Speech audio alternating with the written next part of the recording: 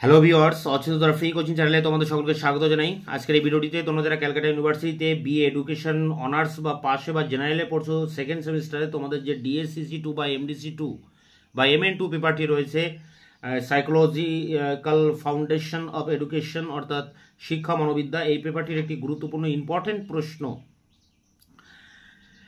বান্দুরার সমাজ প্রজ্ঞামূলক তত্ত্বটি আলোচনা করো।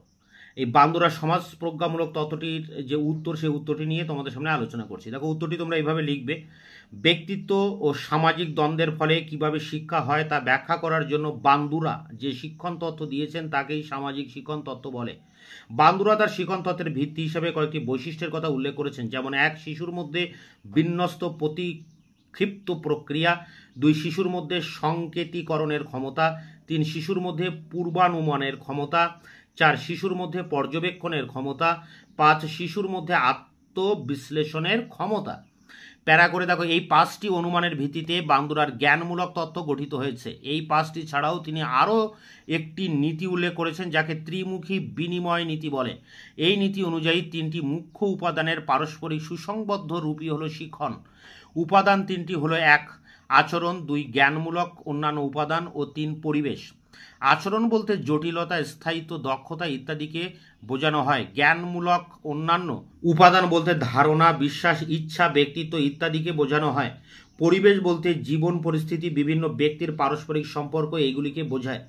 প্যারা করে, বান্দুরা উপরের নীতির উপর ভিত্তি করে পরীক্ষামূলক শিক্ষণ কিভাবে হয় তার ব্যাখ্যা করেছেন, কারণ তার মতে ব্যক্তি জীবনে বিকাশ ঘটে পর্যবেক্ষণমূলক শিক্ষণের মাধ্যমে। তিনি পর্যবেক্ষণমূলক শিক্ষণের ক্ষেত্রে 2টি পর্যায়ের কথা উল্লেখ করেছেন: 1. অভিজ্ঞতা অর্জনের পর্যায়, 2. অভিজ্ঞতা প্রয়োগের পর্যায়। তিনি বলেছেন, অভিজ্ঞতা অর্জনের পর্যায়ে নতুন আচরণের শিক্ষণ হয়, অভিজ্ঞতা প্রয়োগের পর্যায়ে প্রয়োজন মতো আচরণটি সম্পাদিত হয়। আবার কোনো কোনো ব্যক্তির আচরণ 2টি প্রক্রিয়ার দ্বারা নির্ধারিত হয়: 1. মনোযোগ প্রক্রিয়া, 2. সংরক্ষণ প্রক্রিয়া। প্যারা করে, মনোযোগ প্রক্রিয়া পরিবেশ পর্যবেক্ষণের কাজকে সুনিশ্চিত করে এবং পরিবেশের কতটুকু গ্রহণ বা বর্জন করতে হবে তা নির্ধারণ করে। প্যারা করে দেখো, সংরক্ষণ প্রক্রিয়ায় প্রত্যক্ষ অভিজ্ঞতাগুলিকে স্মৃতিতে সংরক্ষণ করে। বান্দুরা বলেছেন, কোনো নতুন আচরণ সম্পাদন 2টি প্রক্রিয়ার মাধ্যমে ঘটে: 1. পুনরুত্থান, 2. প্রেরণামূলক প্রতিক্রিয়া। ব্যক্তি তার পূর্ব অভিজ্ঞতার সঙ্গে সংমিশ্রণ ঘটিয়ে নতুন অভিজ্ঞতাটি কতটা দক্ষতার সঙ্গে করতে পারবে তা নির্ধারণ করে পুনরুত্থান প্রক্রিয়া। আবার বিভিন্ন পরিস্থিতিতে নতুন অভিজ্ঞতাটি সম্পাদিত হবে তা নির্ধারণ করে প্রেরণা। প্যারা করে দেখো, সুতরাং বান্দুরার মতে পর্যবেক্ষণমূলক শিক্ষণ 4টি প্রক্রিয়ার দ্বারা সংগঠিত হয়, যথা: 1. মনোযোগ অ্যাটেনশন, 2. সংরক্ষণ রিটেনশন এবং সঞ্চালনমূলক পুনরুত্থান অর্থাৎ মোটর রিপ্রোডাকশন প্রসেস, প্রেরণামূলক প্রক্রিয়া মোটিভেশন প্রসেস। এর মধ্যে প্রথম 2টি অভিজ্ঞতা অর্জনের পর্যায়ে পরে ও শেষ 2টি অভিজ্ঞতা প্রয়োগের পর্যায়ের অন্তর্ভুক্ত।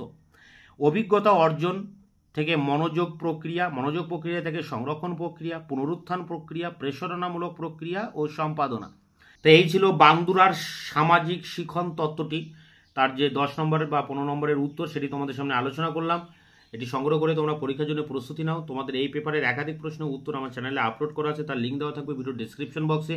এছাড়া তোমাদের সাজেশনের অন্যান্য প্রশ্নের উত্তর নিয়ে খুব দ্রুত আবার তোমাদের সামনে এসে হাজির হচ্ছি। ততক্ষণে তোমরা চ্যানেলকে সাবস্ক্রাইব করে রাখবে, বন্ধুদের কাছে শেয়ার করবে, নিজেদের মতামত জানাবে কমেন্ট সেকশনে কমেন্ট করে, এবং ভিডিওটি ভালো লাগলে অবশ্যই লাইক দেবে।